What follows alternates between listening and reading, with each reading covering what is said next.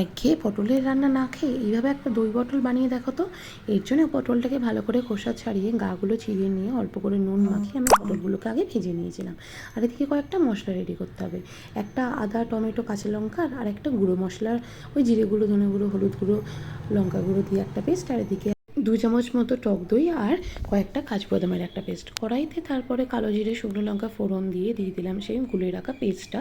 আর tomato, আদা, লঙ্কার পেস্টটা দিয়ে ভালো করে কষিয়ে নিয়ে দিয়ে দিতে হবে পটলটা। পটলের সাথে যাতে মশলাটা ভালো করে কষিয়ে নেওয়া হয়ে যায়। তারপরে দিয়ে দেবো সেই টক দই আর বাদামের পেস্টটা। তারপরে দিয়ে ভালো করে কষিয়ে নিয়ে অল্প একটুখানি নুন আর চিনি দিয়ে দিলাম স্বাদ মতো। তারপর নামানোর আগে গুঁড়ো গরম মশলা আর ঘি দিয়ে ভালো করে নাড়িয়ে নিয়ে গরম গরম সার্ভ করো তো দই পটল। পোলাও, পরোটা, রুটি সব কিছুর সাথেই জাস্ট জমে যাবে। তোমরা অনেকেই অনেক রকমভাবে বানাও, তবে আমার এই প্রসেসটাতে বানিয়ে আমাকে জানিও কিন্তু তোমাদের কেমন লাগলো। চলো আজকের মতো এখানেই, টাটা।